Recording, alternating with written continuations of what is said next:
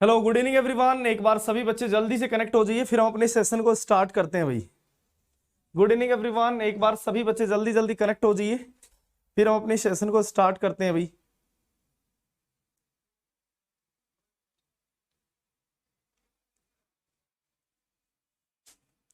Good evening everyone, एक बार सभी बच्चे जल्दी से कनेक्ट हो जाइए, फिर हम अपने सेशन को भाई स्टार्ट करते हैं।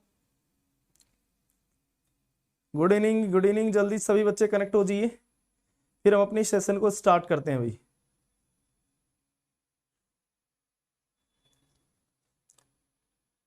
सभी बच्चे शेयर कर दीजिए भाई, फटाफट से सभी बच्चे शेयर कर दीजिए। Good evening everyone, good evening everyone, जल्दी जल्दी सभी बच्चे कनेक्ट हो जाइए, फिर हम अपने सेशन को स्टार्ट करेंगे। एक बार सभी बच्चे जल्दी सेशन को शेयर कर दीजिए।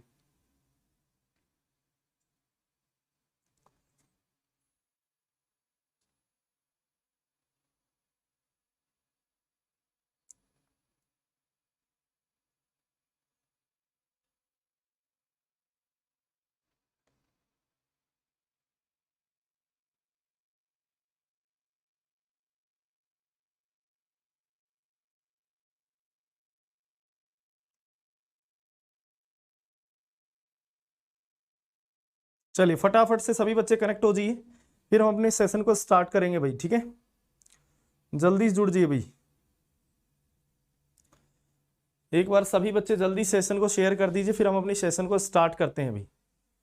ठीक है, कनेक्ट हो जाइए जल्दी से। सबसे पहला क्वेश्चन का आंसर करिए भाई, सभी बच्चे आंसर करिए। फर्स्ट क्वेश्चन का आंसर करिए एक बार सभी बच्चे। Good evening everyone, good evening, good evening. First question का आंसर करिए आप सभी बच्चे।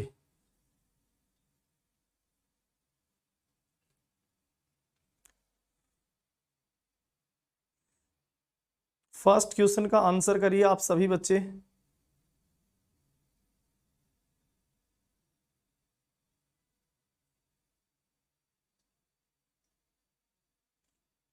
Good evening everyone.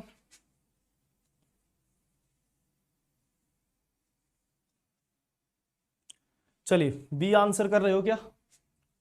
चलिए देखिए, यहां पर सबसे पहले अगर हम बात करते हैं तो इसमें आप जानते हो, एक तो हमारे पास साइक्लिक अगर एल्कीन होता है तो उसमें एक एक्सो होती है और एक क्या होती है, एंडो होती है। एंडो जो एल्कीन होती है उसके अंदर क्या लगता है, वेक्टर क्वांटिटी का रोल होता है। वहां पे आपका परसेंटेज एस करैक्टर का रोल नहीं होता है। ठीक है, वहां पे परसेंटेज एस करैक्टर का रोल नहीं होता, वेक्टर क्वांटिटी का रोल होता है। और उसमें आपने पढ़ा होगा, एक सबसे ज्यादा जो होती है वो 3 मेंबर की रिंग होती है। 3 मेंबर की रिंग सबसे ज्यादा होती है, फिर 7 मेंबर की रिंग होती है, उसके बाद 6 मेंबर की होती है, उसके बाद 5 मेंबर की, और सबसे लीस्ट जो होती है वो 4 मेंबर की होती है। ये आपका ऑर्डर होता है यहां पर जब आप वेक्टर क्वांटिटीज चेक करते हो। तो यहां पर आपके पास 3 मेंबर की तो सबसे ज्यादा होगी, मतलब फोर्थ में तो सबसे ज्यादा होगा। देन उसके बाद 7 मेंबर की रिंग हो जाएगी तो फर्स्ट हो गया। उसके बाद आपका यहाँ पे सेकंड हो जाएगा। और आप अगर फ्यूज रिंग, यहाँ पे फ्यूज रिंग आती है और वो डबल बॉन्ड होता है तो वहां पर उसकी एक नॉर्मल रिंग के कंपैरिजन में लेस हो जाता है। तो यहां पर आपके पास क्या आ जाएगा, सबसे लीस्ट थर्ड आ जाएगा। तो ये आपका यहां पर क्या बन जाता है, ऑर्डर बन जाता है। और यहां से करेक्ट जो आंसर होगा वो आपका ए होगा भाई। ए जो होगा वो आपका यहां पर क्या हो जाएगा, करेक्ट आंसर हो जाएगा। जल्दी से एक बार सभी बच्चे लाइक शेयर सब्सक्राइब कर दीजिए भाई चैनल को। नेक्स्ट क्वेश्चन आपके सामने है, फटाफट सभी बच्चे आंसर करिए। चलिए ये क्वेश्चन आ गया 13C NMR का। 13C NMR का यहां पर एक क्वेश्चन आ गया, फटाफट सभी बच्चे शेयर कर दीजिए भाई, जल्दी से कनेक्ट हो जाइए। जल्दी से सभी बच्चे शेयर कर दीजिए।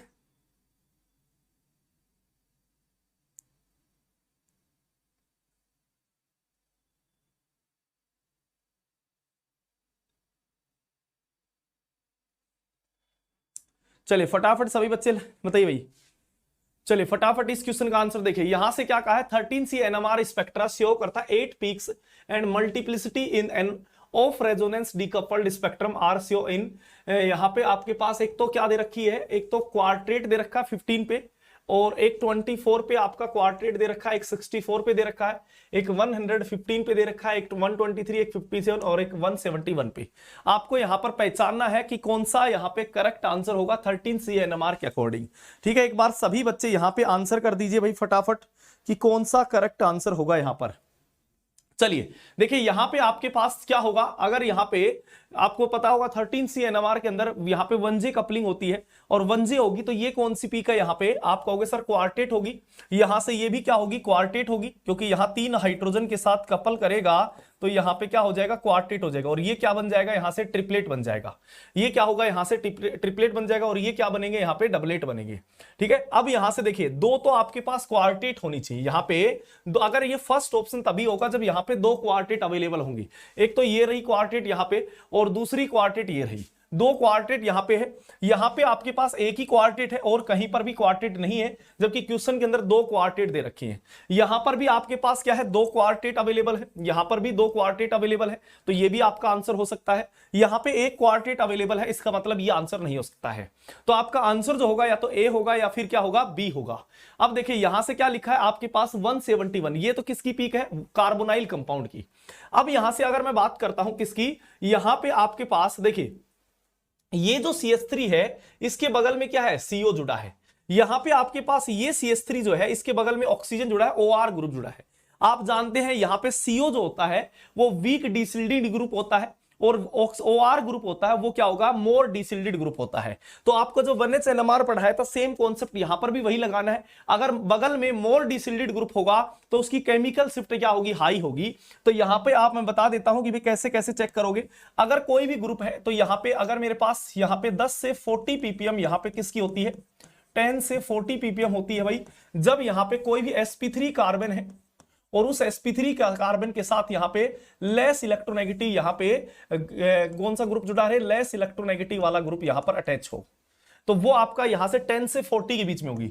40 से यहां पे 80 के बीच में अगर हम बात करें यहां से केमिकल शिफ्ट की, तो वो होता है कार्बन sp3 हो और मोर डिसिल्डेड यहां पे या मोर इलेक्ट्रोनेगेटिव वाला ग्रुप जुड़ा रहे, मोर इलेक्ट्रोनेगेटिव वाला ग्रुप जुड़ा रहे। यहां पे 80 से 110 ppm की अगर मैं बात करता हूं तो ये होती है भाई आपके यहां पे एल्काइन की, एल्काइन वाले कार्बन की पीक होगी। और 110 से या 120 से 160 ppm तक एल्कीन की पीक होती है। किसकी पीक होगी, एल्कीन वाले कार्बन की पीक होगी। और यहां से 106 यहां से 70 से या 160 से कह सकते हो, 160 से आपका 220 तक ये होती है कार्बोनाइल की। ये किसकी होती है, कार्बोनाइल वाले ग्रुप की होंगी। जितने भी कार्बोनाइल होते हैं उनकी पीक होती है। ठीक है, और आपके बेंजीन वाले कार्बन की होती है 130 से 170 तक आपकी ये होती है बेंजीन से जुड़े हुए कार्बन की, मतलब बेंजीन वाले कार्बन की। ठीक है, यहां से ये ppm पीक होती है, ये पीक्स यहां पर होती हैं भाई। ठीक है, अब यहां से अगर हम बात करेंगे इस क्वेश्चन को चेक करेंगे तो यहां पे क्या देखोगे कि यहां पे ऑक्सीजन जुड़ा है, मतलब मोर इलेक्ट्रोनेगेटिव वाला ग्रुप, तो इसकी जो पीक होगी वो कितनी होगी, यहां पे 40 to 80 के बीच में रहेगी, 40 to 80 के बीच में रहेगी। यहां पे 40 to 80 के बीच में देखिए यहां पे क्या है, क्वार्टेट है, तो एक आपका यहां पे 15 है, ये आपका 24 है, एक 15 है, एक 24 है, इसका मतलब 10 से 40 के बीच में है। तो अगर कोई भी क्वार्टेट होगा तो उसके बगल में कैसा होना चाहिए, वीक डिसिल्डेड वाला ग्रुप होना चाहिए या लेस इलेक्ट्रोनेगेटिव वाला ग्रुप होना चाहिए। तो यहां पे आप देख सकते हो ये इसके बगल में CH2 है, कार्बन है, और इसके बगल में यहां CO है, CO भी क्या है, वीक डिसिल्डेड वाला है, ये स्ट्रॉन्ग डिसिल्डेड वाला है। तो ये आपका आंसर नहीं होगा क्योंकि इसकी कहां से कहां नीचे थी, 40 to 80 के बीच में। तो आपका करेक्ट जो आंसर होगा वो ए हो जाएगा। करेक्ट जो आंसर होगा वो क्या बन जाएगा, यहां से ए आपका करेक्ट आंसर हो जाएगा। चलिए नेक्स्ट क्वेश्चन की तरफ देखिए भाई, नेक्स्ट क्वेश्चन सॉल्व करिए फटाफट सभी बच्चे। यहां पे क्या कहा है, C5H12 है O2 कंपाउंड है स्ट्रॉन्ग IR एडजॉर्प्शन 3300 से 3400। इसका मतलब ये किसकी है पीक, यहां पे OH की, पर सभी में OH है, यहां पे OH नहीं है, तो इसका मतलब ये तो हो नहीं सकता है। ये पीक दे दिया IR बैंड की। यहां पे 1H NMR स्पेक्ट्रम है 3 सिंगलेट, 0.9 दे रखा है, 3.45 दे रखा है, 3.2 दे रखा है। यहां पे रिलेटिव इंटेंसिटी कितनी दे रखी है, यहां पे 3:2:1 दे रखा है, 3:2:1 यहां पे 1 दे रखा है। तो इसका मतलब यहां पे क्या हुआ भाई, यहां पे 3 आपके पास क्या होंगे, 1H NMR होंगे, 3 आपके पास और किस इंटेंसिटी में होंगे, 3:2:1 की फॉर्म में यहां पे होंगे। अब देखिए यहां से ये अगर मैं बात करूं तो यहां पे 1H NMR कितना होगा, एक मेरे पास यहां से पीक आएगी, दूसरी ये पीक होगी, तीसरी ये पीक हो जाएगी, फोर्थ यहां से ये पीक हो जाएगी और फिफ्थ यहां से ये पीक हो जाएगी। तो ये मेरे पास यहां पे पीक होंगी। तो यहां तो 3 ही सिग्नल है जबकि यहां 5-5 आ रहे हैं। यहां पे मैं बात करूंगा तो 1 सिग्नल, 2 सिग्नल, 3 सिग्नल, यहां से भी 3 सिग्नल है। और 3 सिग्नल अगर होंगे तो ये इसके पास कितने हैं, 2 आपके पास हाइड्रोजन है, इसके पास 1 हाइड्रोजन है और इसके पास कितने हैं, 3 हाइड्रोजन है। ठीक है, यहां पे आपके पास 3 हाइड्रोजन है, तो यहां पे आप कह सकते हो कि भाई यहां 1 हाइड्रोजन है, यहां 2 हाइड्रोजन और यहां पर क्या है 3 हाइड्रोजन अवेलेबल है। तो ये भी स्ट्रक्चर यहां पे हो सकती है आपकी। दूसरी यहां पे इसमें कितने हैं, एक और एक, दो, दो ही यहां पे सिग्नल है। यहां पे कितने सिग्नल है, दो है, सॉरी एक यहां पे हाइड्रोजन और है। यहां पे हाइड्रोजन का भी तो आएगा भाई सिग्नल, हाइड्रोजन का भी सिग्नल यहां पे हमें मिलेगा। तो यहां पे टोटल 4 सिग्नल हो जाएंगे, तो ये भी नहीं होगा। तो यहां पे आपका आंसर क्या बच जाएगा, एक बच जाएगा, 2 और 3, और यहां पे 2 तो ये हाइड्रोजन, तो यहां से 2 हाइड्रोजन तो रेशियो ये हो गया, ये कितना हो गया 4 हाइड्रोजन, और ये कितना होगा 3 + 3 6 हाइड्रोजन। तो यहां से इंटेंसिटी रेशियो क्या हो जाएगा 1:2 रेशियो, यहां पे 3, 1:2 आपका यहां पे आंसर हो जाएगा। क्लियर है बात। तो सी यहां पर क्या हो जाएगा, करेक्ट आंसर बन जाएगा। नेक्स्ट क्वेश्चन सोल्व करिए भाई, फटाफट नेक्स्ट क्वेश्चन सोल्व करिए, सभी बच्चे आंसर करिए। नेक्स्ट क्वेश्चन यहां पर आज सोल्व करिए सभी बच्चे, नेक्स्ट क्वेश्चन सभी बच्चे सोल्व करिए और बताइए कौन सा करेक्ट आंसर होगा। यहां पर कौन सा करेक्ट आंसर होगा। यहां से क्या पूछा है आपके पास, C4H8O2 मॉलिक्यूल है जिसमें IR एडजॉर्प्शन बैंड क्या दे रखा है 1150 दे रखा है, 1150 दे रखा है। तो ये तो किसका है भाई, यहां पे आपका कार्बोनिल का है, और कार्बोनिल का यहां पे IR बैंड 1150 नहीं होता है, ये तो 1700 से 1800 के बीच में होगा। तो यहां से ये तो होगा नहीं भाई, यहां से भी कोई कार्बोनिल है नहीं। यहां से 3300 से 3400 दे रखा है अगर यहां पे, बट नो एडजॉर्प्शन बैंड नहीं मिलता है, यहां पे ये नहीं मिलता है। तो ये किसका था, एल्कोहल की थी। तो यहां पे एल्कोहल जहां भी दिखे उसको काट दो, यहां पे एल्कोहल है तो ये भी नहीं होगा, क्योंकि यहां पे मना कर रहा है कि भाई ये एडजॉर्प्शन बैंड हमें ऑब्जर्व नहीं होता है। अब क्या कह रहा है, 1H NMR स्पेक्ट्रम में एक सिंगलेट आपके पास एक सिग्नल आता है। तो यहां पे आपका 1H NMR एक और एक दो, यहां पे 2 सिग्नल है। यहां पे कितना है भाई, एक ही सिग्नल है। यहां से मेरे पास ये पीओएस अगर मैं काट दूंगा तो ये हाइड्रोजन आपके पास एक ही हाइड्रोजन होगा, और तो सभी क्या होंगे, रिपीटेड पार्ट है। तो यहां पे एक हाइड्रोजन होगा, तो इसका मतलब ये आपका करेक्ट आंसर हो जाएगा डी। डी वाला क्या हो जाएगा भाई, यहां से करेक्ट आपका आंसर हो जाएगा। ठीक है, चलिए नेक्स्ट क्वेश्चन आपके सामने, फटाफट सभी बच्चे आंसर करिए। कंसीडर दी molecule, C double bond CH है, C डबल बॉन्ड O है, ये आपके पास ये मॉलिक्यूल दे रखा है। और यहां पे आपसे क्या कहा है, लेमडा मैक्स का ऑर्डर पूछा गया है, किसका ज्यादा होगा और किसका कम होगा। यहां पे पाई टू पाई स्टार ट्रांजिशन के लिए यहां सोलवेंट का इफेक्ट आपको पूछा गया है। आपको पता होगा कि अगर पोलर सोलवेंट से, अगर पोलर से हम नॉन पोलर की तरफ जाते हैं, पोलर से अगर नॉन पोलर की तरफ अगर हम जाते हैं, पोलर से अगर हम नॉन पोलर की तरफ जाते हैं तो होगा क्या भाई, यहां से या नॉन पोलर से पोलर की तरफ जाएंगे, यहां से नॉन पोलर से अगर पोलर की तरफ जाऊंगा तो मैं क्या कहूंगा, मॉलिक्यूल में क्या होंगी, हाइड्रोजन बॉन्डिंग होगी। क्या होंगी, हाइड्रोजन बॉन्डिंग। और H बॉन्डिंग होगा तो पाइस टू पाई स्टार के अंदर किसका यहां पे एनर्जी कम हो जाती है, पाई स्टार वाले की। हाइड्रोजन बॉन्डिंग की वजह से पाई स्टार वाले ऑर्बिटल की एनर्जी क्या हो जाती है, कम हो जाती है। तो यहां पे अगर मेरे पास ये पाई था और ये मेरे पास पाई स्टार था, बट यहां पे जैसे ही पोलर मॉलिक्यूल हम लेंगे, पोलर अगर मेरे पास लेंगे तो इस पाई स्टार की एनर्जी क्या हो जाती है, कम हो जाती है। तो यहां पे क्या हो जाएगा, डेली गैप क्या हो जाएगा, कम हो जाएगा। और डेली गैप अगर कम होगा, पहले के कम, पहले इतना डेली गैप था, अब नया जो डेली बना है वो ये हो गया है। तो पहले के कंपैरिजन में नया जो डेली होगा वो क्या हो गया, डिक्रीज हो गया।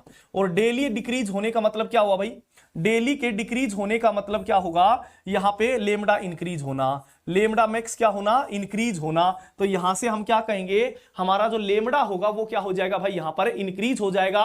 नॉन पोलर जितना ज्यादा पोलर होगा लेमडा हमारा उतना ही ज्यादा होगा। तो हम कहेंगे वाटर का सबसे ज्यादा होगा, फिर इथेनॉल का होगा, फिर आपका CHCl3 का, और सबसे लीस्ट CCl3 का हो जाएगा, CCl4 का सबसे लीस्ट हो जाएगा। तो ये हमारा यहां पर ऑर्डर बनके क्या हो जाएगा, तैयार हो जाएगा। ये ऑर्डर बनकर के क्या हो जाएगा भाई, यहां पर तैयार हो जाएगा। क्लियर है बात, समझ में आ गई होगी। चलिए नेक्स्ट क्वेश्चन आपके सामने है, फटाफट सभी बच्चे सॉल्व कर दीजिए, सभी बच्चे फटाफट से सॉल्व कर दीजिए। बताइए क्या होगा करेक्ट आंसर, करेक्ट आंसर क्या होगा, फटाफट सभी बच्चे आंसर कर दीजिए।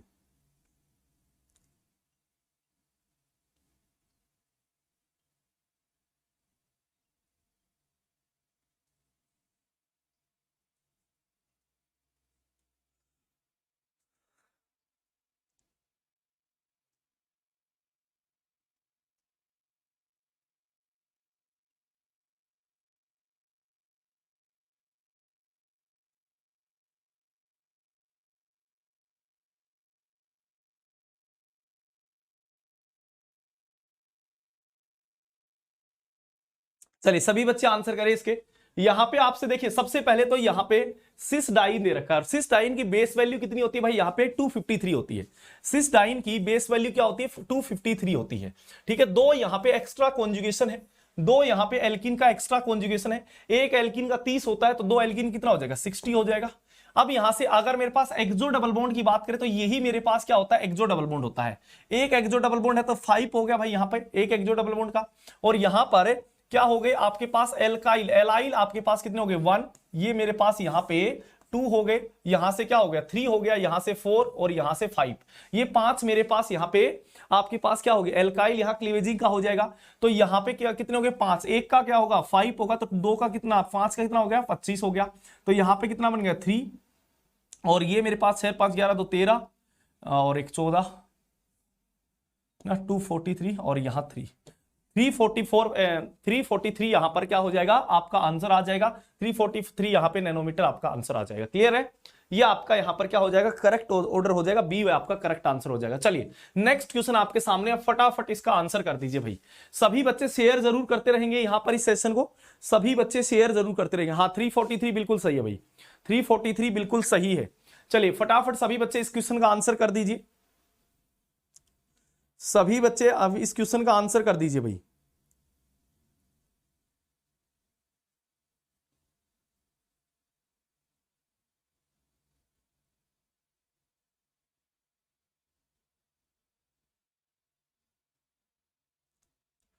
सभी बच्चे इसका आंसर करिए, यहां से कौन सा करेक्ट आंसर होगा। यहां पे भी लेमडा मैक्स पूछा गया है आपसे, यहां पे भी क्या पूछा गया लेमडा मैक्स। देखिए लेमडा मैक्स मुझे पता है भाई, अगर रेजोनेंस जितना ज्यादा होगा तो एनर्जी उतनी डिक्रीज होगी, रेजोनेंस ज्यादा होने से एनर्जी क्या होती है डिक्रीज होगी। अगर एनर्जी डिक्रीज होगी तो लेमडा मैक्स क्या होगा बढ़ेगा, मतलब जहां जितना ज्यादा रेजोनेंस होगा तो एनर्जी वहां पे उतनी ही क्या होगी कम होगी, एनर्जी कम होगी तो यहां पे लेमडा मैक्स क्या हो जाएगा बढ़ जाएगा। हाइपर कॉन्जुगेशन कहीं पर ज्यादा होगा तो इसका मतलब वहां पर भी एनर्जी डिक्रीज होगी, वहां पर भी इलेक्ट्रॉन डिलोकलाइज करेगा तो वहां पर भी एनर्जी क्या होगी डिक्रीज होगी। पर रेजोनेंस बेटर, यहां पे रेजोनेंस ज्यादा डोनेट करता है क्योंकि वहां मुझे पता है यहां पे पाई बॉन्ड रेजोनेंस करते हैं, यहां पे सिग्मा पाई करते हैं। तो इसका मतलब यहां पे जितना ज्यादा रेजोनेंस होगा उसकी स्टेबिलिटी उतनी ही ज्यादा होगी, मतलब वहां पर मेरा जो मॉलिक्यूल होगा वो उतना ही एनर्जी डिक्रीज होगा। अगर एनर्जी कम होगी तो वहां पे लेमडा मैक्स बढ़ जाएगा। यहां पे रेजोनेंस हो रहा है तो डी का सबसे ज्यादा होगा। यहां पे ये अल्फा कार्बन, ये अल्फा कार्बन तो 3 + 3 6 अल्फा हाइड्रोजन हो गए। यहां पे मेरी ये अल्फा हाइड्रोजन, ये 3 अल्फा हाइड्रोजन हो गया, तो यहां 6 वाला ये ज्यादा हो जाएगा।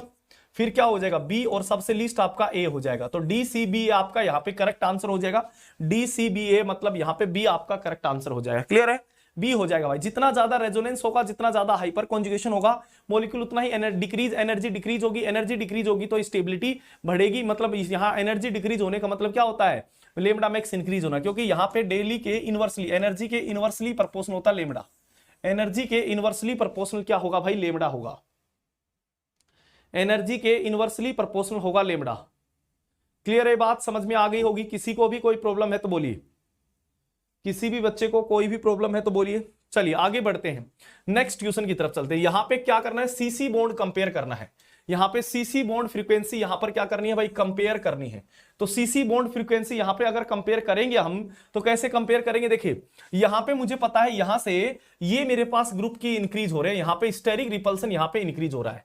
यहां पे ये जितना ज्यादा बल्कीनेस होगा, देखिए ग्रुप जितना ज्यादा बल्की होगा इन दोनों ग्रुप के बीच में स्टेरिक हिंड्रेंस उतनी ज्यादा लगेगी। स्टेरिक हिंड्रेंस लगेगी तो ये दोनों ग्रुप कहां जाएंगे दूर दूर जाएंगे, मतलब इनके बीच का एंगल जो होगा वो इंक्रीज हो जाएगा। और अगर एंगल अंदर की तरफ इंक्रीज होगा तो बाहर का एंगल क्या हो जाएगा कम हो जाएगा भाई। अगर इस तरफ यहां पे एंगल, ओवरऑल एंगल तो हमारा क्या इक्वल ही है, अगर अंदर की तरफ एंगल यहां पे डिक्रीज हो रहा है तो बाहर की तरफ एंगल क्या हो गया इंक्रीज हो गया।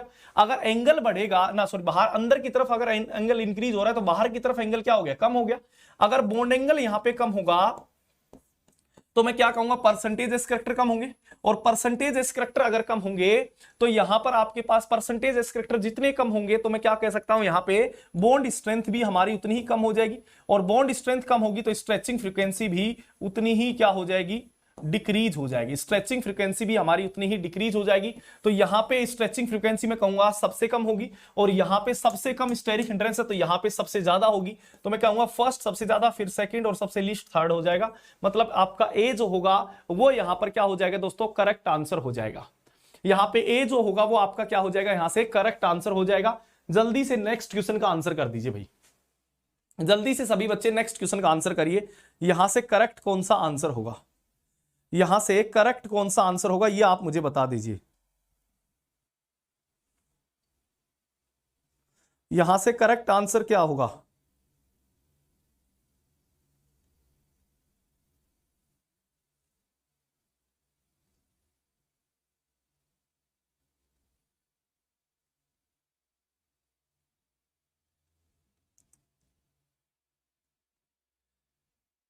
चलिए फटाफट सभी बच्चे आंसर करिए, यहां से कौन सा आंसर होगा। देखिए इसमें अगर बात करेंगे तो यहां पे ये मेरे पास अगर इस कार्बोनिल की मुझे स्ट्रेचिंग फ्रीक्वेंसी निकालनी है तो इसकी स्ट्रक्चर क्या होगी भाई, यहां पे कितने कार्बन है इस रिंग के अंदर, 1 2 3 4 और 5, यहां पे 5 कार्बन है इस रिंग में। यहां पे अगर मैं बात करूं तो 1 2 3 4 5 एंड 6 ये मेरे पास होगी। तो यहां पे क्या होगा, 6 मेंबर की रिंग है और यहां 5 मेंबर की। अब आप खुद देखिए भाई, अगर एक 5 मेंबर रिंग पे डबल बॉन्ड है और एक 6 मेंबर रिंग पे डबल बॉन्ड है, तो अगर अंदर की तरफ मेरा एंगल ज्यादा होगा तो बाहर एंगल क्या हो जाएगा, कम हो जाएगा।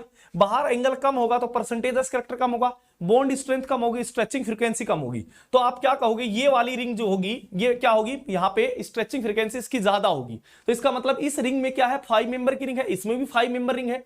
इसका मतलब ए और बी जो है, ए एंड बी ग्रेटर होगा यहां पे स्ट्रेचिंग फ्रीक्वेंसी सी की सबसे कम होगी। तो ये आंसर कट गया, ये कट गया। यहां पे इन दोनों में से यहां पर आपका क्या होगा, आंसर होगा। इन दोनों में से यहां पर क्या होगा भाई, आपका आंसर होगा। जल्दी सभी बच्चे बता दीजिए यहां से कौन सा करेक्ट आंसर होगा।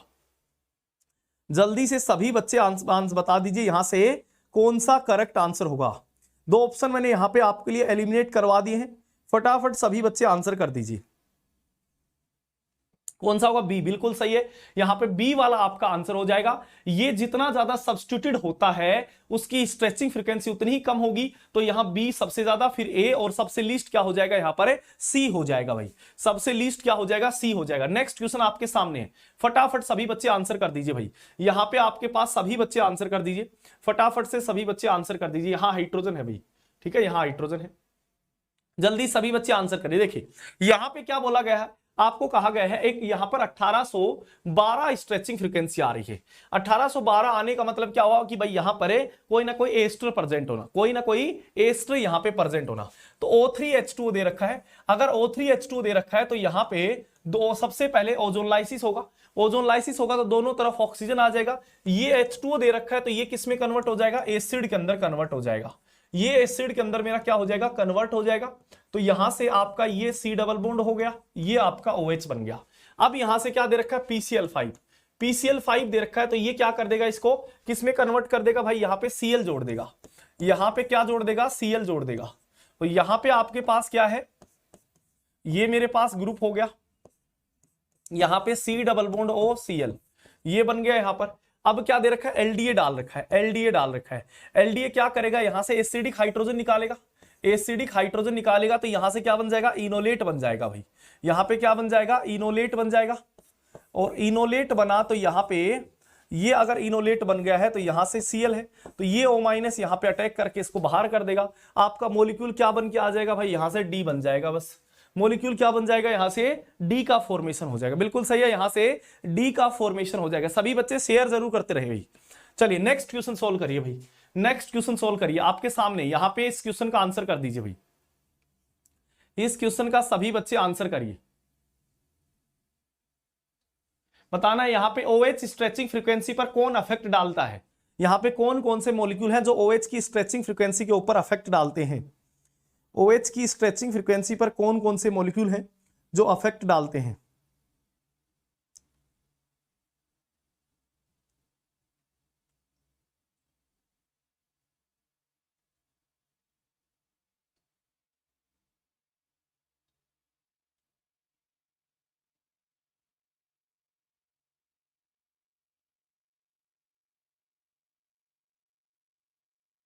जल्दी सभी बच्चे आंसर करिए।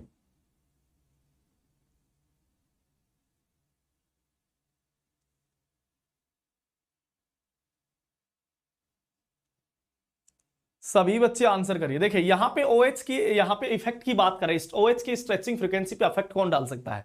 तो अफेक्ट कब जाएगा, जब हम कहेंगे हाइड्रोजन बॉन्डिंग होगी। जब यहां पर क्या होगी, हाइड्रोजन बॉन्डिंग होगी, एच बॉन्डिंग होगी तभी यहां पर हम क्या कह सकते हैं, अफेक्ट आएगा भाई। अगर हाइड्रोजन बॉन्डिंग नहीं होगी तो कोई अफेक्ट नहीं पड़ेगा। अगर एच बॉन्डिंग हो जाएगी तो मैं क्या कहूंगा, अफेक्ट पड़ेगा। तो यहां पे आपका क्या है, C double bond O M E है, C double bond O M E है। और यहां पे जो ओ एच होगा, तो ये ओ एच का जो हाइड्रोजन है, यहां पे इस ओ एच के साथ हाइड्रोजन जुड़ा हुआ है, तो ये मेरे पास हाइड्रोजन होगा। यहां पे भी जो मेरे पास क्या होगा, ओ एच होगा।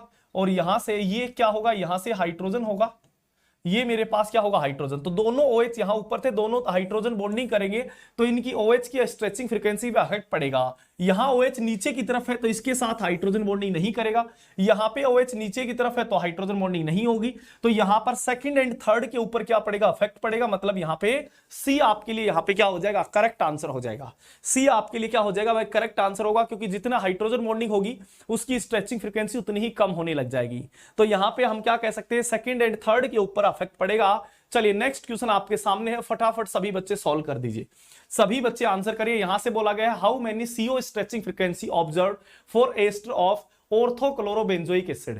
देखिए ऑर्थोक्लोरोबेंजोइक एसिड अगर होता है और उसकी यहां पे स्ट्रेचिंग फ्रीक्वेंसी की अगर बात की जाती है, ऑर्थोक्लोरोबेंजोइक एसिड, तो यहां पे ये Cl आ गया, ऑर्थोक्लोरोबेंजोइक एसिड यहां पे Cl आ गया। तो एक OH तो यहां पे इस Cl से दूर की तरफ हो सकता है, और यहां पे एक जो मेरे पास C डबल बॉन्ड होगा, CO होगा, वो Cl की तरफ यहां पे हो सकता है। तो दो स्ट्रेचिंग फ्रीक्वेंसी यहां पे हमें मिल सकती है, एक इसकी मिल सकती है और एक इसकी मिल सकती है। मतलब यहां पे 2 आपके लिए क्या हो जाएगा, करेक्ट आंसर हो जाएगा। यहां से 2 जो होगा वो क्या हो जाएगा दोस्तों, यहां पे आपके लिए करेक्ट आंसर बन जाएगा। क्या ये बात क्लियर है, किसी को भी यहां तक कोई प्रॉब्लम है तो बताइए। यहां पे 2 जो होगा ये आपके लिए क्या हो जाएगा, यहां से करेक्ट आंसर हो जाएगा। क्लियर है। चलिए नेक्स्ट क्वेश्चन आपके सामने है, कैलकुलेट द एक्सपेक्टेड यहां पे apparent mass of the metastable ion produce when जब 77 decompose by loss of alkyne to M/Z51। यहां पे ये आंसर करिए सभी बच्चे, सभी बच्चे आंसर करिए। यहां से ये क्या होगा, करेक्ट आंसर। इसके लिए करेक्ट आंसर क्या हो जाएगा ये आप मुझे बता दीजिए भाई। तो यहां से जब भी हम मेटा स्टेबल आपके पास पीक निकालते हैं, मेटा स्टेबल के मास निकालते हैं, तो हम कहते हैं कि यहां पे पेरेंट जो आयन होता है उसका स्क्वायर होता है, और जो मेरे पास यहां पे ना सॉरी पेरेंट का नाम हमारा डॉटर आयन जो होता है उसका स्क्वायर होगा, और पेरेंट आयन अपॉन में पेरेंट आयन का मास, यही होता है। यहां पे मेटा स्टेबल पीक क्या होती है भाई, यहां पे डॉटर आयन का मास ऑफ डॉटर आयन का स्क्वायर अपॉन में यहां पे मास ऑफ पेरेंट आयन। तो यहां पे आपका बन क्या जाएगा, मेटा स्टेबल के लिए मास ऑफ डॉटर आयन कितना है, यहां पे 51 का स्क्वायर हो जाएगा। यहां से क्या हो जाएगा, 51 का स्क्वायर अपॉन में 77 अपॉन में 77। तो यहां से आपका आंसर आ जाएगा 3.34। यहां से आपका आंसर क्या निकल करके आ जाएगा भाई, 3.34 आता है, 33.4 कितना आता है, एक बार चेक करिए। यहां से फर्स्ट आएगा या फोर्थ आएगा, एक बार सभी बच्चे चेक कर लेना,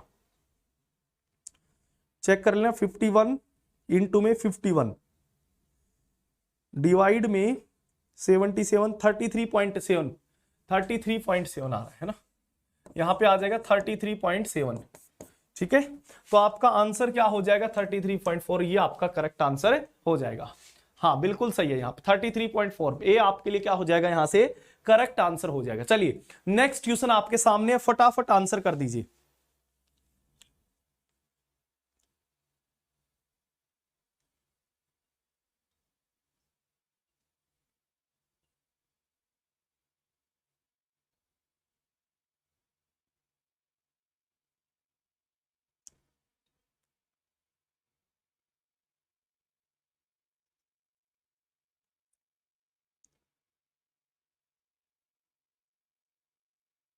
चलिए फटाफट सभी बच्चे आंसर करिए।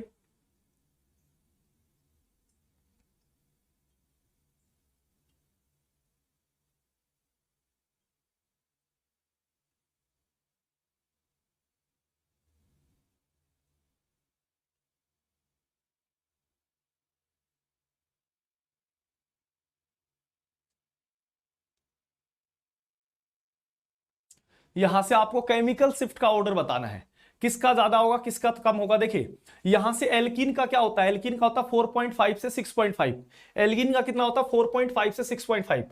यहां से ये मेरे पास सी वाला जो हाइड्रोजन होगा, तो इसमें क्या लग जाएगा, यहां से आपके पास ये किसके अंदर आ जाएगा, कोन के अंदर आ जाएगा। जब यहां एल्कीन का लेंगे तो एल्कीन का यहां कोन के अंदर आ जाएगा भाई। ये एल्कीन का एक ऊपर की तरफ होगा और एक नीचे की तरफ, तो यहां पे ऊपर की तरफ ये बीच में आ जाएगा। और अगर कोन के बीच में कोई भी प्रोटॉन होता है तो वो क्या कहलाता है, सिल्डेड प्रोटॉन कहलाएगा। तो ये कैसा प्रोटॉन होगा, सिल्डेड होगा, और ये क्या होगा, डीसिल्डेड वाला होगा। तो यहां पे सबसे ज्यादा तो ये हो जाएगा। अब ये sp3 के साथ जुड़ा हुआ है तो sp3 वाले की क्या होगी, 1 से 2 के बीच में होगी। तो यहां से ये तो आपका और क्या कर दिया, डीसिल्डेड कर दिया ना, सॉरी सिल्डेड कर दिया, सिल्डेड से और डिक्रीज हो गई। तो हम क्या कहेंगे, यहां पे ए की तो सबसे ज्यादा हो जाएगी, और फिर क्या हो जाएगी, यहां पे ये बी वाले की हो जाएगी, HB की, और सबसे लीस्ट किसकी हो जाएगी, HC की हो जाएगी।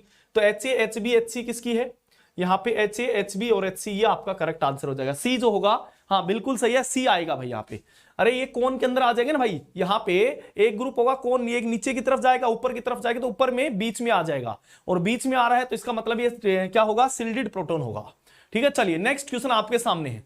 नेक्स्ट क्वेश्चन आपके सामने, फटाफट सभी बच्चे आंसर करिए। यहां पे बोला गया है, for the dimer of cyclooctatetraene only four signal in its 13C NMR spectrum which is correct structure. यहां पे जब डाइमर बनेगा यहां साइक्लोओक्टाटेट्राइन का, तो आप खुद ही बताइए यहां पे क्या कह रहा है, आपके पास बोला गया 4 NMR सिग्नल आते हैं। तो यहां पे जब हम सिग्नल निकालेंगे तो ये आपके पास होगा, तो यहां पे 1 2 3 4 5 यहाँ 6 7 8, यहाँ पे 8 सिग्नल है, तो ये तो हो नहीं सकता, 4 बोल रहा है। यहां से अगर मैं प्लेन ऑफ सिमेट्री डाली तो 1 2 3 4 5 6 7 8, ये भी नहीं हो सकता। यहां पे मैं बात करूंगा तो मैं कहूंगा 1 2 3 4, यहां से ये भी प्लेन ऑफ सिमेट्री होगी, तो यहां से 3 पार्ट को हम क्या कर देंगे, एलिमिनेट कर देंगे, तो 1 2 3 4, तो ये आपका हो जाएगा, ये हो सकता है। यहां से भी मैं बात करूं तो यहां से ये हो जाएगा भाई, तो यहां से भी 1 2 3 4, यहां पे भी 4 हो गया, तो इसका मतलब ये भी हो सकता है। अब देखिए डाइमर अगर होता है तो डाइमर कैसे रिएक्ट करेगा भाई, यहां पे जैसे हमने बेंजाइन की बात करते हैं, बेंजाइन को भी अगर लेंगे तो यहां पे आपके पास कैसे रिएक्ट करेगा भाई, यहां से ये मेरे पास, यहां से सिंपल यही डाइमर होगा, ये यहां से, ये यहां से, तो सेम केस इसमें भी होगा। इसमें भी अगर होगा तो यहां पे एक 4 मेंबर की रिंग बनेगी। ये भी मेरे पास यहां पे क्या हो रहा है, यहां पे अगर 8 मेंबर की रिंग होगी तो यहां पे डाइमर बनेगा, तो यही तो बनेगा भाई। ये 2 मॉलिक्यूल हम ले लेंगे, ये 2 मॉलिक्यूल लेंगे, ये यहां जाएगा, ये यहां जाएगा, तो यहां से ये आपका क्या हो जाएगा, करेक्ट आंसर हो जाएगा। ये क्या हो जाएगा, यहां से करेक्ट आपके लिए आंसर बन के तैयार हो जाएगा। क्लियर है, यहां से ये आपके लिए क्या हो जाएगा, करेक्ट आंसर बन जाएगा। चलिए नेक्स्ट क्वेश्चन आपके सामने है, फटाफट सभी बच्चे आंसर बताइए। सारे क्वेश्चन नए हैं भाई, कुछ क्वेश्चन यहां पे प्रीवियस ईयर देखने को मिल सकते हैं, मोस्टली क्वेश्चन यहां पर नए हैं। चलिए नेक्स्ट क्वेश्चन सॉल्व करिए। यहां से how many 1H NMR signal found in given molecule, यहां से कितने सिग्नल होंगे ये आपको बताना है। नंबर ऑफ सिग्नल, यहां पे देखिए एक तो ये सिग्नल हो गया, एक ये भी सिग्नल हो गया। अब देखिए यहां पे मिथाइल ऊपर की तरफ है, तो यहां पे जो हाइड्रोजन ऊपर की तरफ होगा उसके बगल में हमें मिथाइल मिला, और जो नीचे की तरफ होगा हाइड्रोजन उसके बगल में यहां पे हाइड्रोजन मिलेगा, क्योंकि ये हाइड्रोजन नीचे है, तो इसके बगल में ये हाइड्रोजन मिला, इसके बगल में ये मिथाइल मिला, तो ये दोनों हाइड्रोजन क्या होंगे, अलग अलग हाइड्रोजन होंगे। दोनों हाइड्रोजन क्या होंगे, अलग अलग हाइड्रोजन होंगे। तो 1 2 3 एंड 4, तो यहां पे क्या हो गए, 4 हाइड्रोजन हो गए, यहां पे क्या हो गए, 4 हो गए। तो यहां पे अगर मैं बात करूंगा तो देखिए ये हाइड्रोजन के बगल में क्या है, फ्लोरीन है, इस हाइड्रोजन के बगल में क्या है, यहां पे हाइड्रोजन है, और क्या है इसके बगल में Cl है। तो यहां इसके बगल में क्या है, फ्लोरीन और हाइड्रोजन, और इसके जस्ट सामने क्या है, Cl है। अब हम बात करते हैं इस हाइड्रोजन की, इस हाइड्रोजन को देखिए, इसके बगल में क्या है, फ्लोरीन, इसके बगल में क्या है, हाइड्रोजन, इसके बगल में क्या है, क्लोरीन, सामने क्या है, क्लोरीन। तो इसका मतलब ये हाइड्रोजन और ये हाइड्रोजन दोनों सेम है, ये हाइड्रोजन और ये हाइड्रोजन दोनों सेम है। अब दूसरे हाइड्रोजन को पकड़ते हैं, यहां से देखिए इस हाइड्रोजन के बगल में चेक करिए कौन है, हाइड्रोजन है, इसके बगल में हाइड्रोजन कौन सा है, यहां से Cl है, और सामने कौन है भाई, फ्लोरीन है। तो इस हाइड्रोजन के सामने फ्लोरीन है और अगल बगल में हाइड्रोजन Cl है। अब इस हाइड्रोजन को पकड़िए, अगल में क्या है, यहाँ पे हाइड्रोजन, बगल में क्या है भाई, Cl, और सामने क्या है, फ्लोरीन है। तो सेम दोनों हाइड्रोजन, ये दोनों हाइड्रोजन सेम, ये दोनों हाइड्रोजन सेम, तो यहाँ पे कितने सिग्नल आएंगे, 2। तो एक में फर्स्ट में 4, दूसरे में 2, तो आपका क्या आंसर हो जाएगा, फर्स्ट हो जाएगा। आपका आंसर क्या हो जाएगा, फर्स्ट हो जाएगा। क्लियर है, चलिए नेक्स्ट क्वेश्चन आपके सामने है भाई। नेक्स्ट क्वेश्चन आपके सामने, यहां पर क्या बोला गया है, डेप्थ आपके पास 135 स्पेक्ट्रम दे रखा है। तो जब डेप्थ 135 की बात करते हैं तो इसमें क्या होती है, CH2 की तो नेगेटिव पीक आती है, CH2 की तो नेगेटिव, और CH एंड CH3 की, CH एंड CH3 की पॉजिटिव पीक आती है। यहां पे CH2 की नेगेटिव और CH एंड CH3 की पॉजिटिव पीक आती है, चेक कर लीजिए। तो यहां पे CH2 एक मेरे पास CH2 है, तो ये नेगेटिव पीक आएगी, यहां पे ये पॉजिटिव आएगी, और ये भी क्या है, ये पॉजिटिव पीक। तो यहां पे 2 पॉजिटिव आनी चाहिए, एक नेगेटिव आनी चाहिए। तो 1 पॉजिटिव गलत बात है, 1 पॉजिटिव गलत बात है, 2 पॉजिटिव एंड 1 नेगेटिव बिल्कुल सही बात है। बिल्कुल सही बात है, यहां से क्या हो जाएगा आपका बी आपके लिए क्या हो जाएगा, करेक्ट आंसर हो जाएगा।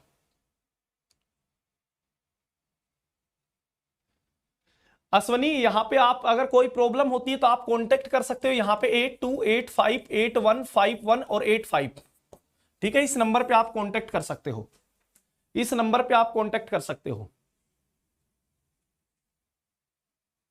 ठीक है सुनी, यहां पे इस नंबर पे आप कांटेक्ट कर सकते हो। चलिए नेक्स्ट क्वेश्चन का सोल्व करिए भाई। नेक्स्ट क्वेश्चन यहां पे the mass spectrum of product A exhibit M, m+2, m+4, m+6 और मेरे पास यहां इंटेंसिटी बतानी है। तो देखिए तीन मेरे पास यहां पे क्या है, क्लोरीन है, तीन मेरे पास हेलोजन है जिसमें दो ब्रोमीन है और एक क्लोरीन है। अब पहला केस आपके पास एक मेरे पास पीक आपके पास एम की आ सकती है, दूसरी किसकी आ सकती है भाई यहां पे m+2 की आ सकती है, तीसरी यहां पर पीक किसकी आ सकती है m+4 की। इसकी इंटेंसिटी बतानी हमें,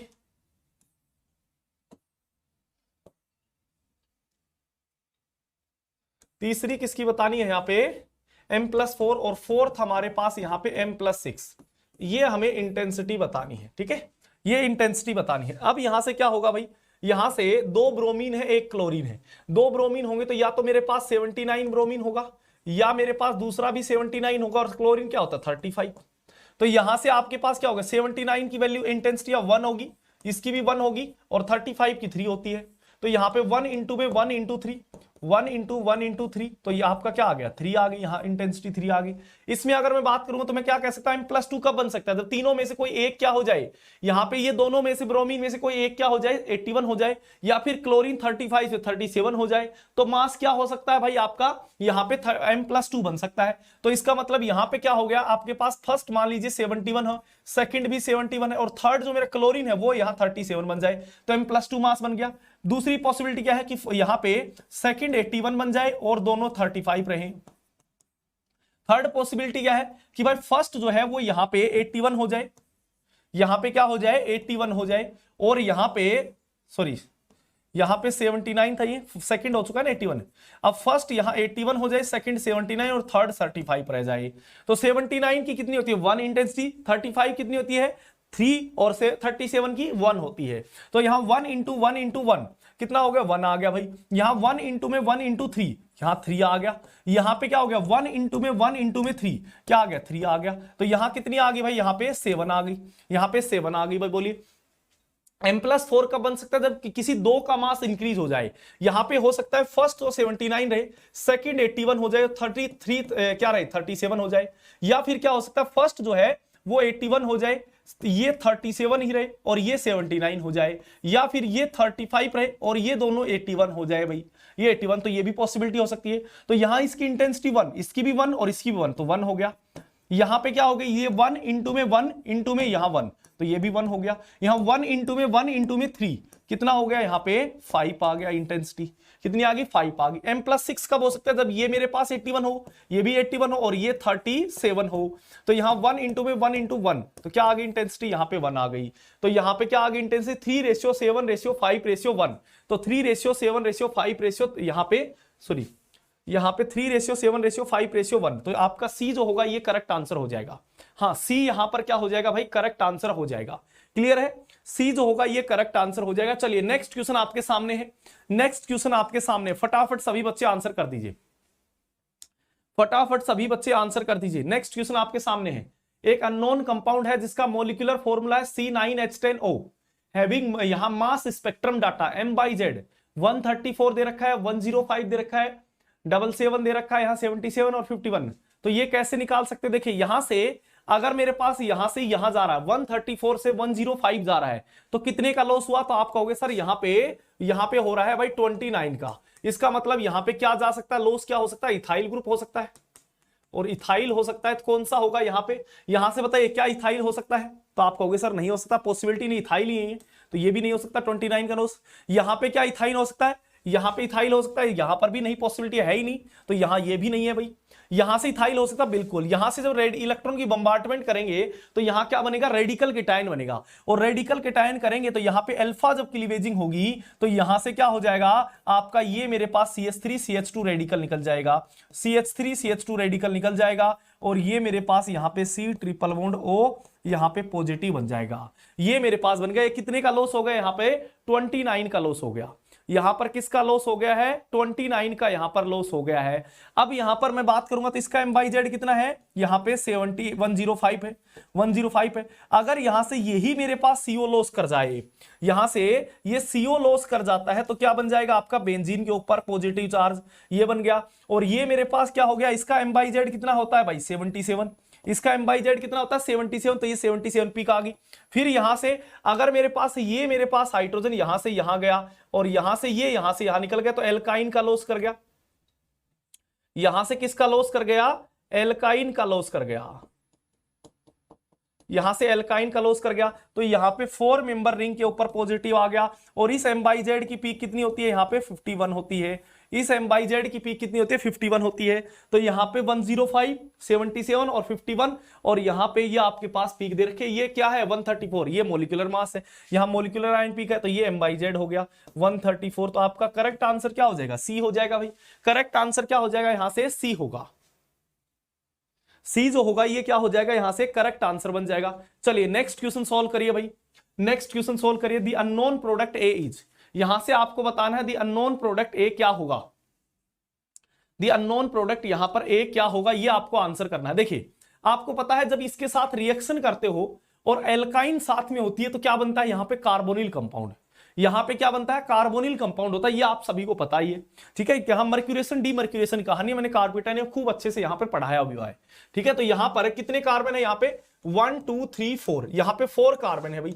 तो यहां पे 1 2 3 एंड 4, तो ये मेरे पास यहां पे बन गया है। अब यहां से क्या है आपके पास, ये OH है, यहां पर है ये भी मेरे पास यहां पे OH है।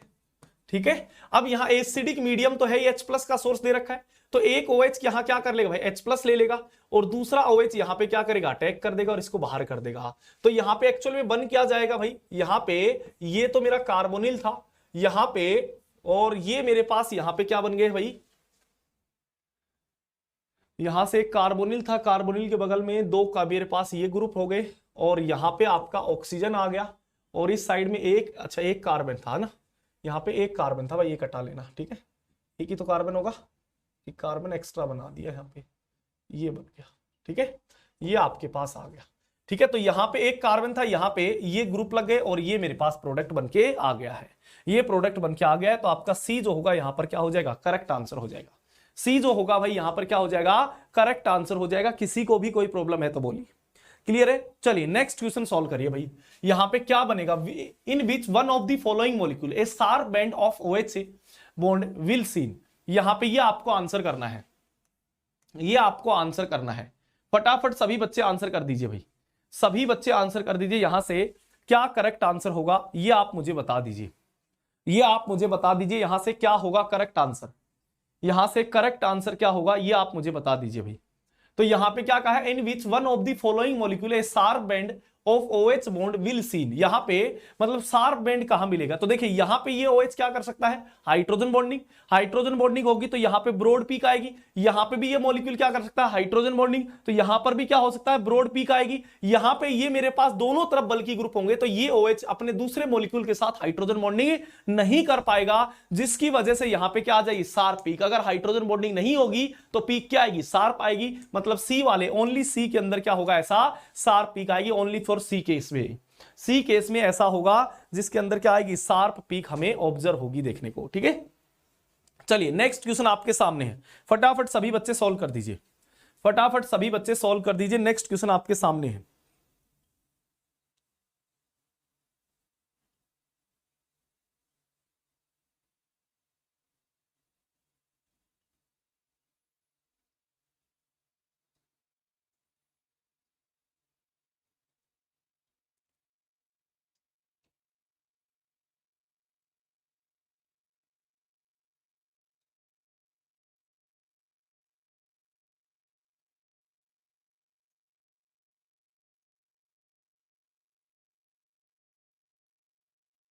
जल्दी सभी बच्चे आंसर करिए भाई।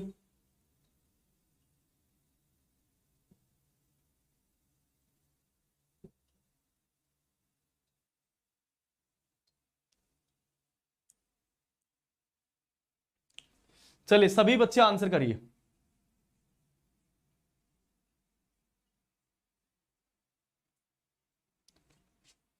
फटाफट सभी बच्चे आंसर करिए भाई। यहां पर क्या होगा करेक्ट आंसर? यहां पे बोला गया है विच one of the following molecule will have 2 proton peak with 1 showing triplet and 1 quartet. बताइए 1 ट्रिपलेट होना चाहिए, 1 क्वार्टेट। यहां पे अगर बात करूंगा तो यहां पे तो मेरा क्या होगा आपका ये CH2 क्या बनाएगा? ट्रिपलेट बनाएगा, क्योंकि यहां पे प्रोटॉन की बात कर रहा है, सॉरी प्रोटॉन की बात कर रहा है, तो ये इसके साथ अगर करेगा यहां पे कपलिंग, तो यहां पे आपके पास ट्रिपलेट, यहां पे अगर प्रोटॉन प्रोटॉन की मैं बात करता हूं तो प्रोटॉन प्रोटॉन के केस में यहां पे ये ट्रिपलेट बनाएगा और ये भी क्या बनाएगा यहां से ट्रिपलेट, तो ये तो होगा नहीं। यहां से ये आपके पास यहां पर क्या हो जाएगा भाई, ये भी आपका केस नहीं बनेगा, यहां से ये केस नहीं बनेगा, ये भी केस नहीं बनेगा। यहां से बन सकता है कि ये तो क्वार्टेट यहां पे कर ले, ये तो इनके साथ कपलिंग करे तो क्वार्टेट, और ये इनके साथ कपलिंग करे तो ट्रिपलेट हो जाएगा। तो यहां पे आपका सी जो होगा ये क्या हो जाएगा यहां से करेक्ट आंसर हो जाएगा। ये सी जो होगा ये क्या हो जाएगा करेक्ट आंसर हो जाएगा। बताइए अगला क्वेश्चन बताइए सर, फटाफट सभी बच्चे बोलिए।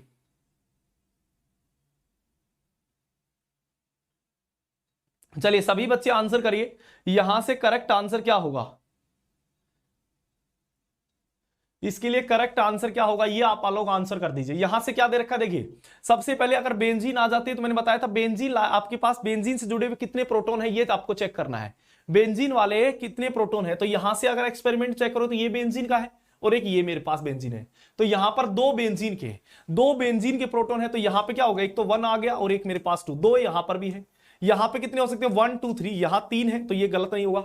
यहां पे भी 1 2 3 ये भी 3 है, ये भी गलत हो जाएगा। यहां पे भी 1 2 3 आपके पास, यहां पे 1 2 3 3 है तो ये भी गलत हो जाएगा। यहां एक्स पे यहां पे जो डाटा दे रखा है इसमें 2 ही बेंजीन की सिग्नल है, तो यहां पे आपका ए ही क्या हो जाएगा करेक्ट आंसर हो जाएगा। यहां पे ए क्या हो जाएगा करेक्ट आंसर हो जाएगा। चलिए नेक्स्ट क्वेश्चन आपके सामने है भाई, नेक्स्ट क्वेश्चन आपके सामने है, फटाफट सभी बच्चे आंसर कर दीजिए, फटाफट सभी बच्चे आंसर कर दीजिए। यहां पर क्या कहा है आपके पास 1H NMR data for the compound C9H10Br2O यहां पे दे रखा है और 7.23 आपके पास दे रखा है, ये डाटा दे रखा है। तो ये आपको बताना है कि कौन सी पीक होगी। यहां पे देखिए बेंजीन से बेंजीन है तो बेंजीन जुड़े हुए प्रोटॉन कौन से हो सकते, सिग्नल कौन से होंगे, एक तो ये हो गया, एक ये हो गया और एक मेरे पास यहां पर ये हो गया, 3 सिग्नल है। तो यहां पे 1 2 आपके पास 2 ही है, यहां पे भी 1 2 3 ये 3 है, ये हो सकता है भाई, यहां पे ये हो सकता है, यहां से 1 2 3 ये हो सकता है, यहां से 1 2 ये नहीं हो सकता। तो इसका मतलब बी और सी में से कोई ना कोई आंसर होगा। अब बी और सी में से अगर आंसर की चेक करेंगे तो देखिए यहां पे आपके पास 3 मेरे पास CH3 है और यहां पे 3 प्रोटॉन का जो सिंगलेट आ रहा है, ये 3 प्रोटॉन का सिंगलेट क्या है 3.49 3.89 अगर दे रखा है तो इसका मतलब ये मोर डिसिल्डेड ग्रुप, मतलब स्ट्रॉन्ग यहां डिसिल्डेड ग्रुप होगा जिनकी केमिकल शिफ्ट 2 या 2 से ज्यादा होगी। तो यहां CH3 के बगल में बेंजीन है पर ये स्ट्रॉन्ग डिसिल्डेड नहीं होता, इसका एडिशन कितना होता है 1 होता है, तो ये तो हो नहीं सकता है, ये हो जाएगा क्योंकि CH3 बगल में OR ग्रुप है और इसका केमिकल शिफ्ट का एडिशन जो होता है वो 2 या 2 से ज्यादा है। तो ये आपका आंसर हो जाएगा, बी आपके लिए क्या हो जाएगा यहां से करेक्ट आंसर हो जाएगा। चलिए नेक्स्ट क्वेश्चन सॉल्व कर दीजिए भाई, नेक्स्ट क्वेश्चन आप सोल्व कर दीजिए। फिर से 135 डीपी यहां पे डीपीटी का आ गया। इसमें आपको पता है कि भाई क्या होना चाहिए, यहां पे CH2 पॉजिटिव ना CH2 की पीक नेगेटिव आती है और CH3 और CH की पीक क्या आती है पॉजिटिव आती है। यहां पे क्या बोला गया है आपसे, यहां पर क्या कहा है कि भाई आपको एक पीक पॉजिटिव आई है और एक पीक नेगेटिव आई है और दो पीक नेगेटिव, मतलब दो तो यहां पे क्या है CH2 ग्रुप है, दो तो यहां पे CH2 ग्रुप है और एक यहां पर क्या है आपका यहां पे पॉजिटिव पीक है, तो मतलब एक CH एंड CH3 में से कोई ग्रुप होगा, एक CH एंड CH3 में से कोई ग्रुप होगा। तो देखिए यहां पे आपके पास एक मेरे पास यहां पे CH3 CH2 और यहां भी CH2, तो दो CH2 पीक यहां पे ये रही नेगेटिव और एक CH3 की यहां पे पीक क्या आ जाएगी पॉजिटिव आ जाएगी। इसका मतलब यही आंसर हो गया, इसका मतलब ए ही आंसर हो गया। तो यहां पे पॉजिटिव पीक किसकी आती है भाई, यहां पे CH2 वालों की तो नेगेटिव आती है और पॉजिटिव आती है CH3 या फिर CH की, CH या CH3 की पॉजिटिव पीक आएंगी। तो ए यहां पर क्या हो जाएगा आपके लिए करेक्ट आंसर हो जाएगा। चलिए नेक्स्ट क्वेश्चन आप सोल्व कर दीजिए, नेक्स्ट क्वेश्चन सोल्व करिए। How many different set of proton are there in following compound respectively. आपके पास ये आंसर करना है आपको। इसमें से बताना है कितने प्रोटॉन है जो डिफरेंट प्रोटॉन है। तो यहां पे चेक करेंगे तो देखिए एक प्रोटॉन, यहां से दूसरा, इसके बगल में CH3 है, इस प्रोटॉन के बगल में Cl है, तो दोनों डिफरेंट प्रोटॉन हुए, तो ये थर्ड हो गया। यहां से ये मेरे पास फोर्थ हो गया, ये मेरे पास यहां से हाइड्रोजन फिफ्थ हो गया, इसके बगल में CH3 है और इस हाइड्रोजन के बगल में Cl है, तो ये मेरा 6 हो गया भाई, और ये मेरे पास 7 हो गया। तो यहां 7 प्रोटॉन तो यहां पर है। यहां पर अगर मैं बात करूं तो ये मेरे पास 1 प्रोटॉन, ये भी एक जैसा ही, दोनों एक जैसे हैं। यहां पे दूसरा प्रोटॉन होगा, यहां पर ये तीसरा प्रोटॉन होगा भाई, 3 प्रोटॉन आ गए यहां पे, और आपके पास यहां पे सॉरी यहां पे 3 प्रोटॉन हो जाएंगे, तो ये प्रोटॉन आपका क्या होगा, ये मेरे पास हाइड्रोजन होगा, ये हाइड्रोजन होगा। तो यहां पे ये फर्स्ट हो गया, ये सेकंड, और आपके पास यहां पे ये थर्ड आपके पास आ सकता है यहां पे।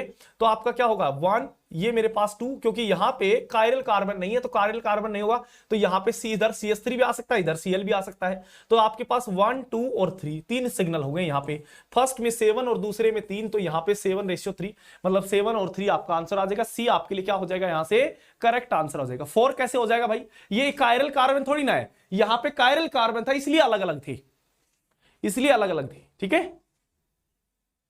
चलिए नेक्स्ट क्वेश्चन बताइए भाई, नेक्स्ट क्वेश्चन सॉल्व करिए फटाफट, सभी बच्चे सॉल्व करिए।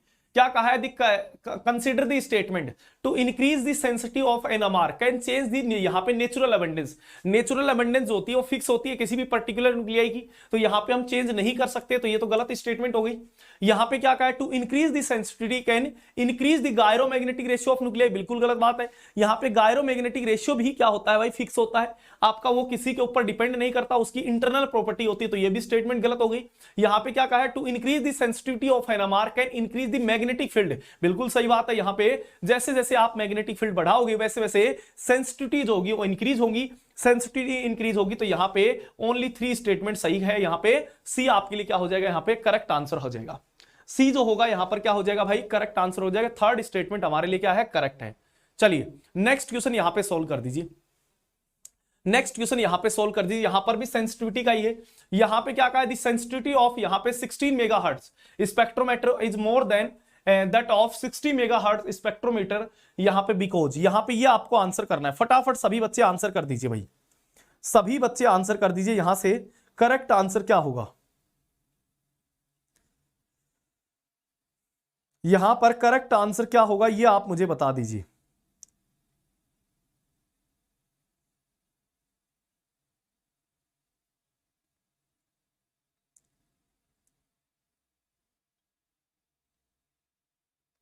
जल्दी सभी बच्चे आंसर करिए।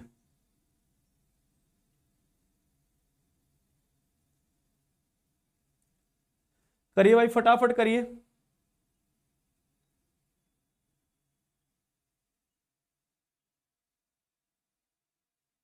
चलिए फटाफट सभी बच्चे आंसर कर दीजिए यहां से।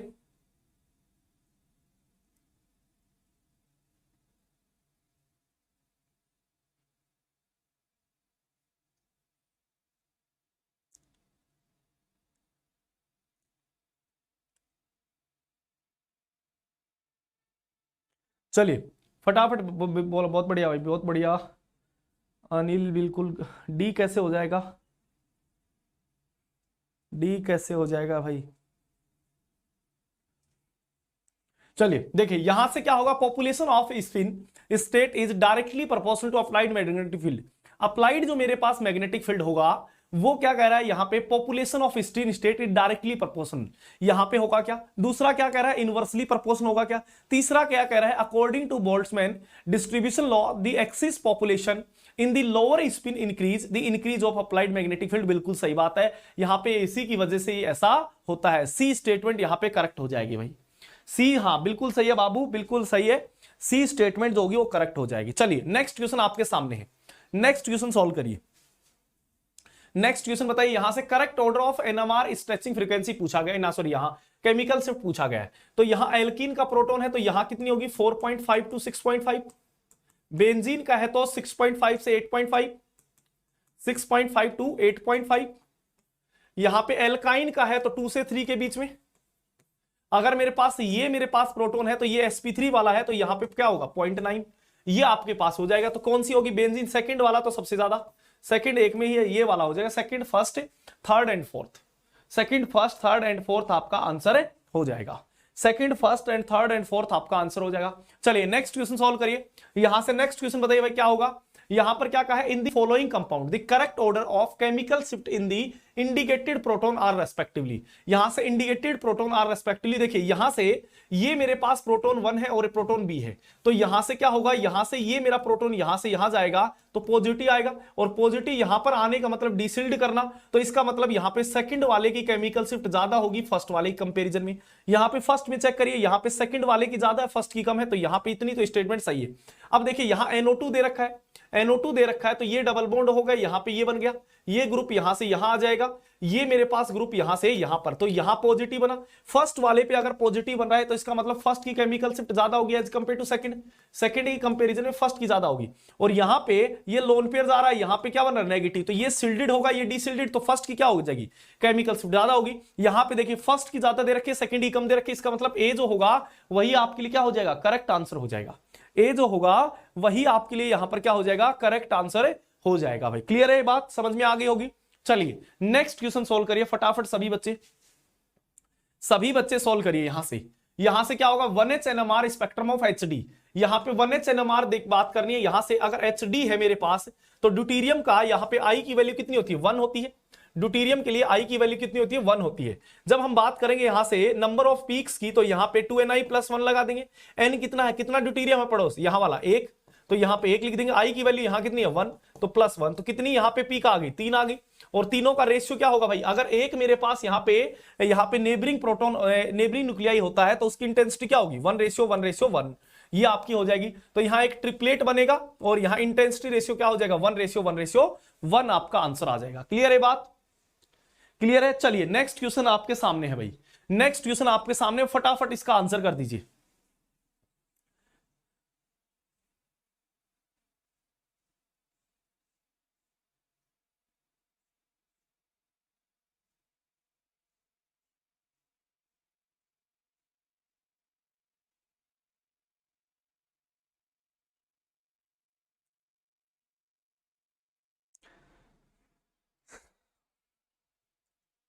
एक बच्चा है, इतनी अच्छी बातें लिख रहा है, इतनी अच्छी कविताएं लिख रहा है, इसको क्या ही कहे। बहुत बढ़िया भाई, ऐसे ही मेहनत कर, भगवान तेरा भला करेगा, है ना। ऐसे ही मेहनत कर, बहुत अच्छी बातें हैं, ठीक है, आगे बढ़ता रहे, ठीक है, कोशिश कर कंपटीशन करने की, ठीक है, ना कि अफवाह फैलाने की, ठीक है। बहुत बढ़िया, ऐसे ही मेहनत करता रहे, अच्छी बातें हैं, ठीक है, बहुत बढ़िया। अगर रियलिटी में है तो तू सामने में नंबर लिख देता हूं और इस नंबर पे कॉल कर ले और ये बात बोल दे, ठीक है, 8285815185, ठीक है, ये लिख दिया, ठीक है, ये लिख दिया मैंने, ठीक है, कॉल कर ले, ठीक है। और मैं अमर सर को अभी बुला लेता हूं, ठीक है, बोल अगर तेरे में हिम्मत हो तो, ठीक है। जो तू जिसके इशारे पे चल रहा है ना, 100 रुपए ले लेके यहां बांटने आ जाता है, ऐसा कुछ नहीं होता भाई। आपको मेहनत करनी होगी, बच्चों को अच्छे से पढ़ाना होगा, तभी आपका भी एकेडमी चलेगा।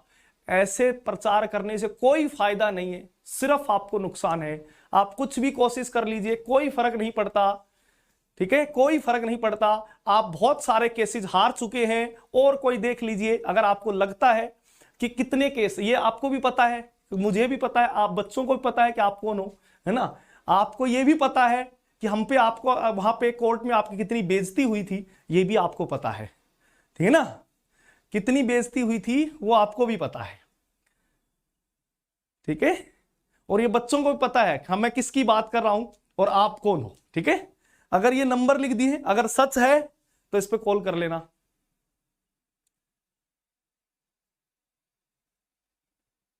आपको मेहनत करनी ही होगी, इसके अलावा कोई ऑप्शन नहीं है। आप किसी का कट कॉपी पेस्ट करके काम नहीं चल सकता है भाई। गए दिन वो जब कंपटीटर था ही नहीं, आप अकेले अपनी मनमानी करते थे, 70,000 फीस ले लेते बच्चों से, 70,000 का सैंपल लगा दिया, 50,000 का लगा दिया और कह दिया 50% ऑफ है, ठीक है। वो गए दिन, वो दिन गए भाई, ठीक है, कि आप वहां पर हर दिन कह देगा 50% ऑफ है, ये आ रहा है, 60% ऑफ आ रहा है, अब 80% ऑफ ला दिया हमने, बच्चों ले लीजिए, 20,000 में कोर्स मिल रहा है, 25,000 में कोर्स मिल रहा है, 80% ऑफ के बाद हमारी फीस 80,000। तो आपको कोई फर्क नहीं पड़ेगा। इस चीज का ध्यान रखिए, कंपटीशन में आपको आना होगा, आपको लड़ना होगा। इस तरह से बच्चों के सामने चैट करके सर मुझे ये कर दीजिए, मुझे बचा लीजिए, मुझे बचा लीजिए, अरे भाई कोई फायदा नहीं है।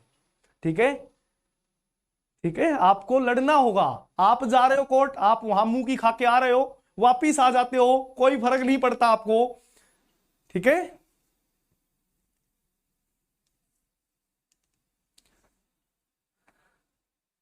बहुत बढ़िया है, बहुत बढ़िया, मेहनत करता रहे। ठीक है, मेहनत करता है, सफलता जरूर मिलेगी। आज 200 मिल रहे हैं, कल 500 भी मिलेंगे तुझे, टेंशन मत ले। ठीक है, लगा रहे, मैं तुझे ब्लॉक नहीं करूंगा उनकी तरह, तू लगा रहे जा, जैसा तेरा दिल करता है वैसे करता है। ठीक है, ब्लॉक नहीं करूंगा, बेफिक्र रहे, आराम से मजे ले। बेशर्मों की तरह आ जाते हैं भाई। अरे भाई मेहनत कर और अपना काम कर। ठीक है, हमें भी अपना काम करने दे, तू भी अपना मेहनत कर।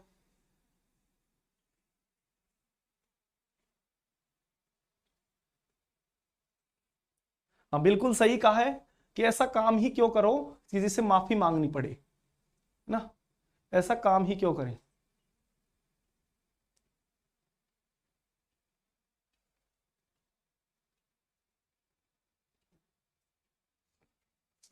ठीक है, चलिए भाई यहां पे बात करते हैं। यहां पे the value of J in the following compound correctly, यहां पे आपको करेक्टली आंसर करना है। ये आपको बताना है कि इनकी यहां पे जे वैल्यू क्या होगी। तो देखिए यहां से ये आपके लिए ट्रांस है, ये 1 और 3 वाला हाइड्रोजन क्या है, ट्रांस है। ट्रांस अगर मेरे पास sp2 आपका कार्बन होता है और वो आपस में ट्रांस होते हैं तो उनकी नॉर्मली 12 से 18 तक आपके पास जे वैल्यू होती है। तो यहां पे आपके पास जे वैल्यू 1 और 3 वाले की 16 से आपके पास 18 दे रखी है, इसका मतलब ये करेक्ट है। यहां से आपके पास 1 और ये मेरे पास 2 है भाई, ये 2 है। ठीक है, 1 और 2 की अगर मैं बात करूं, या मेरे पास 2 और 3 की मैं बात करता हूं, तो 2 और 3 मेरे पास यहां 6 है। 6 की नॉर्मली कितनी होती है, 8 से 12 होती है, 8 से 12 होती है। तो यहां पे आपके पास क्या होगा, 10 से 12 हो गया, 10 से यह क्या हो गया, 12 हो जाएगा। ठीक है, यहां पे अगर मैं बात करूं इसकी 1 2 की, तो ये आपका क्या हो गया भाई, इसकी कितनी होती है, 2 से 4 होती है, तो ये आपके पास लगभग 3 से 6 दे रखा है। तो इसका मतलब ये आपके लिए क्या हो जाएगा, करेक्ट आंसर हो जाएगा। यहां पे ए जो होगा वो करेक्ट आंसर हो जाएगा। ठीक है, चलिए नेक्स्ट क्वेश्चन आपके सामने है, नेक्स्ट क्वेश्चन आपके सामने है, फटाफट सभी बच्चे आंसर कर दीजिए। Which of the following compound is expected to show a sharp singlet for one of its proton at delta greater than equals to 8, delta greater than equals to 8 in 1h NMR spectrum given that this singlet remains unaffected on shaking the solution of thoroughly। यहां पे D2O, जब D2O के साथ देखिए, जब भी D2O exchange कब होता है, जब कोई एसिडिक हाइड्रोजन होता है। जब अगर मान लीजिए मेरे पास कोई एसिडिक हाइड्रोजन, जैसे यहां OH आ गया और इसमें मैं D2O अगर डाल देता हूं, तो यहां पे क्या हो जाएगा, हाइड्रोजन के साथ एक्सचेंज हो जाएगा। यहां से हाइड्रोजन के साथ क्या हो जाएगा भाई, एक्सचेंज हो जाएगा, तो ये क्या बन जाएगा, OD बन जाएगा। तो यहां पे जो प्रोटॉन की पीक हमारी कितनी आती है, यहां पे जो लगभग 10 टू आपके पास यहां पे 10 to 14 के अप्रोक्स आती है। यहां पर किसकी आती है, इस एसिड की 10 to 14 के बीच में। तो ये जो एसिड का हाइड्रोजन होगा उसकी पीक गायब हो जाएगी। इसका मतलब यहां पे क्या लिख रखा है, अनअफेक्टेड रहती है। जिसकी पीक यहां ग्रेटर देन आपके पास ग्रेटर देन इक्वल्स टू 8 है, उसकी पीक D2O के साथ अगर डाल दिया जाता है तो अनअफेक्टेड रहती है, मतलब कोई चेंज नहीं होता है। इसका मतलब ये जो हाइड्रोजन है एसिडिक हाइड्रोजन नहीं होगा। और एसिडिक हाइड्रोजन यहां पे देखिए, ये एसिडिक है तो इसकी 8 से ज्यादा इसकी होगी। यहां पे 8 से ज्यादा वाली कोई पीक है ही नहीं, यहां से भी 8 से ज्यादा वाली पीक कोई है ही नहीं। यहां से ये मेरे पास एल्डिहाइड की, एल्डिहाइड कितनी होती है, 8.5 से 10.5 के बीच में होती है। तो यहां पे ये एल्डिहाइड वाला हाइड्रोजन है, एसिडिक नहीं होता, ये एसिडिक है। तो यहां पे तो अफेक्ट पड़ेगा, यहां पे नहीं पड़ेगा, इसलिए डी आंसर हो जाएगा। यहां पे ए नहीं होगा, डी आंसर हो जाएगा, यहां पे ए नहीं होगा। क्लियर है, चलिए नेक्स्ट क्वेश्चन सॉल्व करिए भाई, नेक्स्ट क्वेश्चन सॉल्व करिए। यहां पे क्या कहा है, at room temperature which of the following are expected to given 5 NMR lines in proton decoupled 13C NMR spectrum. Proton decoupled 13C NMR spectrum यहां पे ये आपके सामने दिया है और कहा है कि यहां पे 5 सिग्नल किसके आते हैं। तो देखिए यहां पे किसके पूछे, 13C NMR की। 13C NMR का 1 सिग्नल, 2 सिग्नल, यहां से 3 सिग्नल। यहां से मैं क्या करूंगा भाई, पीयूएस डाल दूंगा। ये पीयूएस जाएगी तो यहां से क्या हो जाएगा, ये 1, ये 2, ये 3, ये 4 और ये मेरे पास 5। तो एक तो ये हो गया भाई, 5 सिग्नल आ रहे हैं। यहां पे क्या हो रहा है, 1 2 3 4 5, ये भी मेरे पास यहां पे, सॉरी ये मेरे पास 1 2 1 3 एंड 4, 4 यहां पे मैं बात करूंगा तो यहां पे क्या हो जाएगा भाई, यहां पे ये हाइड्रोजन कहां है, ऊपर की तरफ है, यहां हाइड्रोजन नीचे की तरफ है, तो ये दोनों हाइड्रोजन ऊपर की तरफ होगा, तो इसके बीच में से यहां पीओएस निकल सकती है। यहां से अगर पीओएस निकलेगी तो यहां 13 CNMR के लिए एक मेरे पास सिग्नल, दूसरा, तीसरा और फोर्थ और ये 5, तो ये भी हो सकता है। यहां पे मैं बात करूंगा तो यहां से ये मेरे पास आ गया भाई, तो यहां से 3 पार्ट रिपीटेड है, तो 3 को छोड़ दीजिए और को रख लीजिए 1 2 और 3, ये 3 आ गया तो ये नहीं होगा। यहां से वो इसकी बात करूं तो 1 ये 2 ये 3, ये मेरे पास और बचा हुआ रिपीटेड पार्ट है, तो यहां 3 हुआ तो ये भी नहीं होगा। यहां से मैं बात करूंगा तो यहां पीएस अवेलेबल नहीं है, यहां 1 2 के बीच में क्या नहीं है, पीएस नहीं है, तो यहां सारे कार्बन होंगे 1 2 3 4 5 6 7 8 आपके पास ये हो जाएंगे, तो ये भी आपका नहीं होगा। तो आपका आंसर क्या आएगा, ओनली 1 एंड 3, ओनली 1 एंड 3, ये आपका क्या हो जाएगा, यहां पे आंसर हो जाएगा, यहां पे आपका क्या हो जाएगा, आंसर हो जाएगा। यहां पे प्रोटॉन डीकपल्ड का मतलब है कि वो कपलिंग नहीं करेगा। यहां पे अगर कहीं पर आ जाता है कि भाई ये चीजें डीकपल्ड है, यहां पे प्रोटॉन डीकपल्ड का मतलब ये हो गया कि प्रोटॉन कार्बन के साथ कपलिंग अब नहीं करेगा, ठीक है। डीकपल कहीं पर भी आ जाए, किसी के बारे में बोला गया है, इसका मतलब वो अब कपलिंग नहीं करेगा, उसको अगर वहीं पर कपलिंग हो रही है तो उसको आप कंसिडर नहीं करोगे, ठीक है। वो एग्जामिनर आपको पहले ही बोल दिया है, ठीक है। चलिए नेक्स्ट क्वेश्चन आपके सामने है, नेक्स्ट क्वेश्चन आपके सामने है, फटाफट सभी बच्चे आंसर कर दीजिए। यहां पे सभी बच्चे, how these isomer could be distinguished by mass spectrometry, mass spectrometry को डिस्टिंग्विश कैसे कर सकते हैं, ध्यान दीजिए भाई। यहां पे मेरे पास क्या हो गई, 2 मॉलिक्यूल है, इसमें क्या डाला, इलेक्ट्रॉन की बंबार्डमेंट डाली, इलेक्ट्रॉन की बंबार्डमेंट डाली, तो यहां पे हम क्या किया, रेडिकल केटायन बना, यहां से क्या हो जाएगा आपका रेडिकल केटायन का फॉर्मेशन हो जाएगा भाई, ठीक है। अब यहां से क्या हो सकती है, अल्फा क्लीवेजिंग होगी, अगर अल्फा क्लीवेजिंग में होगी तो यहां होमोलाइटिक क्लीवेज करूंगा तो इथाइल रेडिकल बाहर हो गया, इथाइल रेडिकल बाहर हो गया, तो बच क्या गया भाई, यहां से क्या बच गया, ये डबल बॉन्ड, ये डबल बॉन्ड, तो यहां से क्या बन गया, ये रेडिकल और ये रेडिकल मिलकर के क्या बना लिया, डबल बॉन्ड, यहां पे केटायन है, ये मेरा बॉन्ड यहां से यहां गया, यहां से बन क्या जाएगा भाई, ये डबल बॉन्ड, ये डबल बॉन्ड, यहां पाई बॉन्ड, यहां पाई बॉन्ड, ये पॉजिटिव चार्ज, ठीक है। अब ये किसमें जाता है, यहां से ट्रिपोलियम आयन में, यहां से किसमें चला जाएगा, ट्रिपोलियम आयन के अंदर। जैसे ही ट्रिपोलियम आयन में जाएगा तो यहां पे क्या बनेगा, केटायन, और यही इसकी क्या होती है, बेस आयन पीक, यही क्या होती है भाई, इसकी बेस आयन पीक हो जाएगी। बेस आयन पीक होगी तो इसके लिए M/Z क्या होगा भाई, 91, M/Z क्या होगा 91, तो यहां इसके लिए तो M/Z बेस आयन पीक क्या होगी 91 पे। इसकी हम बात करेंगे तो यहां पर भी क्या बनेगा, सबसे पहले इलेक्ट्रॉन की बंबार्टमेंट करेंगे, इलेक्ट्रॉन की बंबार्टमेंट करेंगे तो यहां पे क्या बनेगा, रेडिकल केटायन बन जाएगा, यहां से बन जाएगा भाई रेडिकल केटायन, ये अल्फा कार्बन है, यहां से क्या हो जाएगी, अल्फा क्लीवेजिंग हो जाएगी, तो यहां से CH3 रेडिकल बाहर हो जाएगा, और यहां पे बन क्या जाएगा भाई, ये आपका यहां पे डबल बॉन्ड, ये डबल बॉन्ड, और यहां पर क्या बन गया, ये मेरे पास डबल बॉन्ड हो गया, यहां पे ये बन गया, यहां केटायन। अब ये रेजोनेंस करेगा तो इसकी एक रेजोनेटिंग स्ट्रक्चर आ जाएगी, इसकी क्या बनेगी, रेजोनेटिंग स्ट्रक्चर बन जाएगी, यहां से ये मेरे पास केटायन बन गया, ठीक है।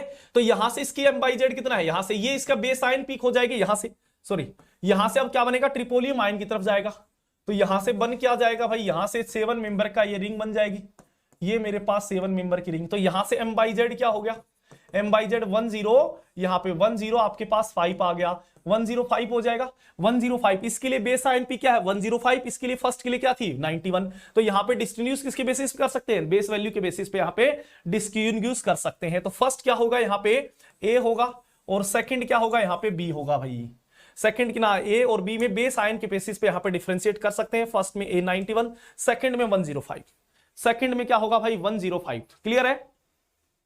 यहां पे सेकंड में क्या होगा 1, सी आपके लिए क्या हो जाएगा करेक्ट आंसर। यहां पर बात करते हैं, यहां पे क्या कहा है, which carbon carbon bond would most likely break and give fragment in the mass spectrum of butyl benzene.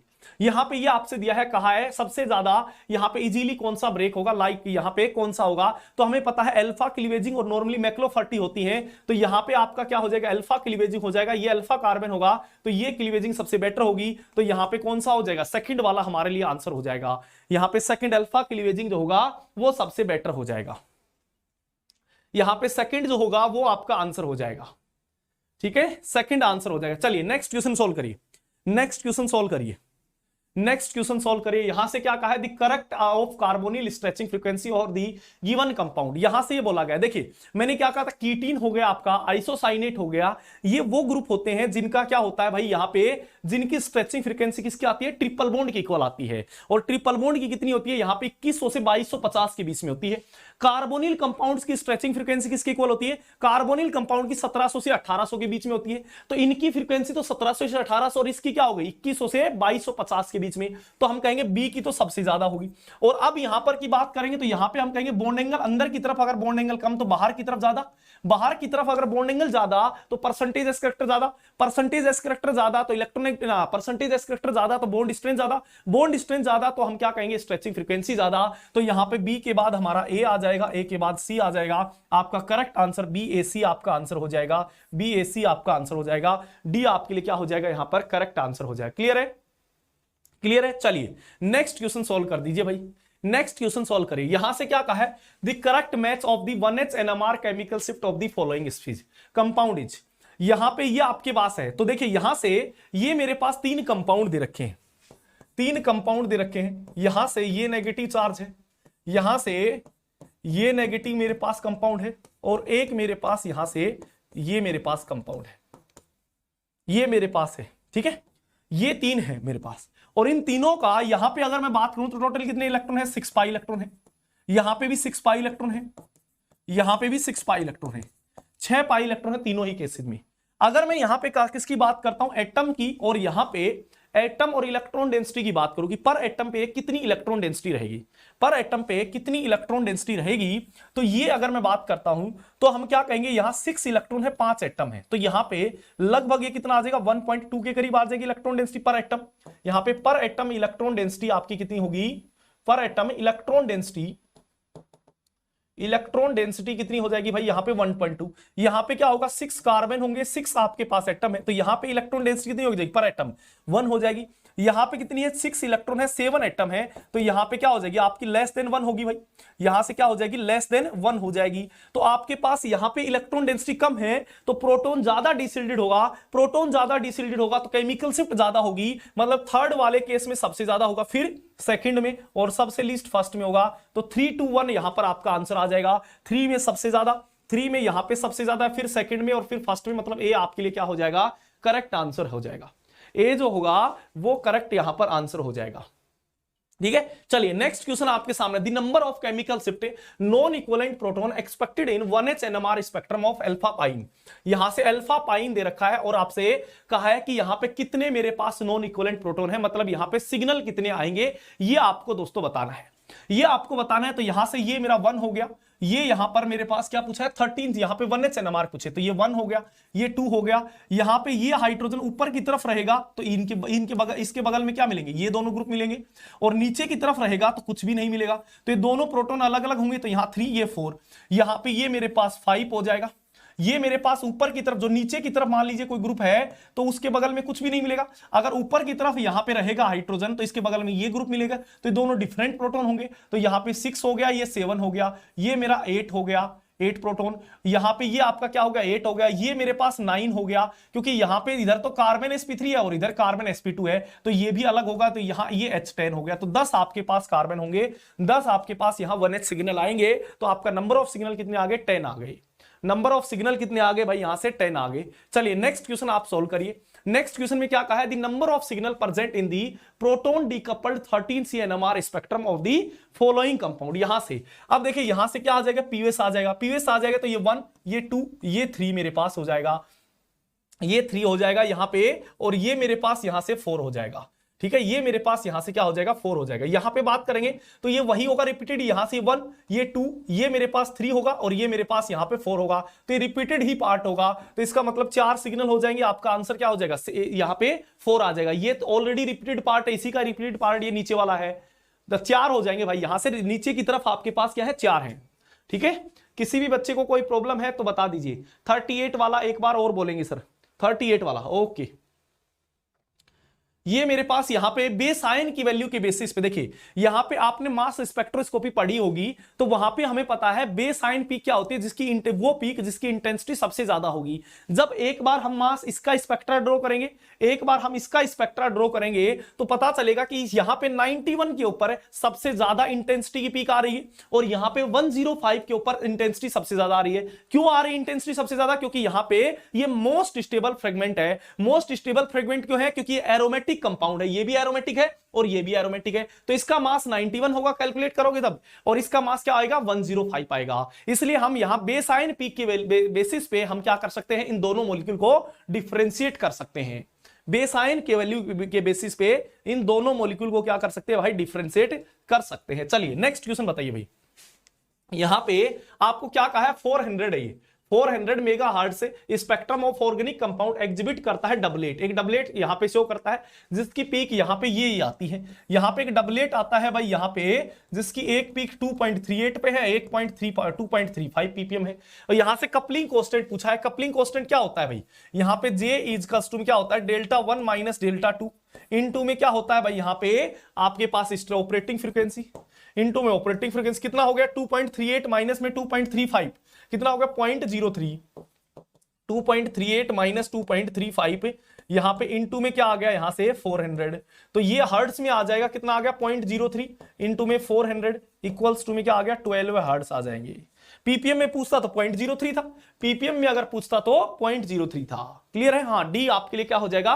Correct answer हो जाएगा। चलिए नेक्स्ट क्वेश्चन सॉल्व करिए। यहां पे क्या कहा है? The number of 1H NMR signal observe the following compound is. यहां से आपके पास सिग्नल की बात करें तो 1, ये 2, मेरे पास यहां पे 1H NMR पूछा गया है, तो यहां पे ये 2 हो गया, और ये मेरे पास 3 है, ये मेरे पास 3 है, ये मेरे पास यहां पे 4 है, ये मेरे पास यहां पर क्या आ जाएगा भाई? 4 आ जाएगा।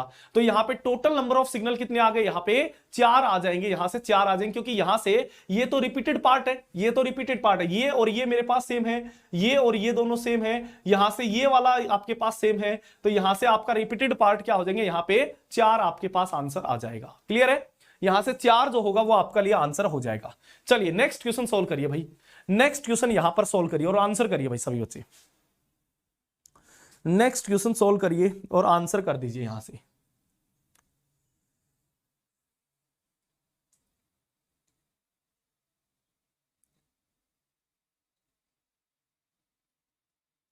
यहां पर क्या हो जाएगा? आपका MEMGBR है, MEMGBR अटैक करेगा यहां से, यहां पे मेरे पास अटैक करेगा और यहां से बॉन्ड शिफ्ट कर देगा। कितने मेंबर की है? यहां पे 7 मेंबर की रिंग है, 7 मेंबर की रिंग है, तो यहां पे क्या बन गया भाई? यहां पे एल्कोहल बन गया, ये OH हो जाएगा, यहां पे CH3 हो गया। अब यहां पर क्या होगा? यहां से H3PO4 डाल रखा है, H3PO4, तो ये क्या इसका सोर्स होगा? H+ का सोर्स होगा, H+ का सोर्स होगा, तो यहां से क्या करेगा? ये H+ ले लेगा, H+ ले लेगा, तो ये क्या बन गया भाई? यहां से H2O बन गया, यहां से H2O बन गया, और H2O क्या कर जाएगा? लीव कर जाएगा, लीव कर जाएगा, तो यहां से H2 है, ये मेरे पास यहां पे बॉन्ड का फॉर्मेशन हो जाएगा, यहां पे ये बन जाएगा। अब यहां से क्या हो जाएगा? एल्कीन का फॉर्मेशन हो जाएगा। तो एल्कीन आपका कौन सा बनेगा? वो एल्कीन बनेगी जो मोस्ट स्टेबल होगी। तो मोस्ट स्टेबल यहां पे ये बनेगी, क्योंकि यहां पे अल्फा हाइड्रोजन ज्यादा है, 3 + 2 + 2 7 अल्फा हाइड्रोजन है, 7 अल्फा हाइड्रोजन है, 7 अल्फा हाइड्रोजन होगा, तो ये वाला तो मेरा क्या होगा? ए मेजर होगा। यहाँ पे ए क्या होगा? मेजर होगा। एक में कह रहा है 5 सिग्नल आते हैं और एक में 8 सिग्नल आते हैं। कौन से सिग्नल आते हैं? 13 CNMR के आते हैं। तो 13 CNMR इसमें चेक कर लीजिए, 1 2 3 4 5 6 7 8 8 सिग्नल है, तो आपका ए जो होगा यहां पर क्या हो जाएगा भाई? करेक्ट आंसर हो जाएगा। यहां पे 8 सिग्नल है, तो यहां पे क्या हो जाएगा? करेक्ट आंसर हो जाएगा बी। हाँ, बी यहां पर क्या हो जाएगा? करेक्ट आंसर हो जाएगा। क्लियर है? चलिए नेक्स्ट क्वेश्चन बताइए भाई। यहां पे 49, ये आपके पास 1600 है, यहां पे 1680 आपके पास दे रखी है, तो ये किसकी होती है भाई? यहां पे यहां कॉन्जुगेटेड कार्बोनिल कंपाउंड की स्ट्रेचिंग फ्रीक्वेंसी होती है, कॉन्जुगेटेड एल्डिहाइड या कीटोन की स्ट्रेचिंग फ्रीक्वेंसी होती है, या फिर एमाइड की होती है। क्या कोई एमाइड है? नहीं है। क्या कोई कॉन्जुगेटेड कार्बोनिल है? ये रहा भाई, कॉन्जुगेटेड एल्डिहाइड एंड कीटोन, तो डी आपके लिए क्या हो गया? आंसर हो गया। और कुछ देखने की यहां पर जरूरत ही नहीं है, और कुछ देखने की यहां पर क्या नहीं है? जरूरत ही नहीं है। ठीक है? ठीक है, चलिए क्लियर है भाई ये?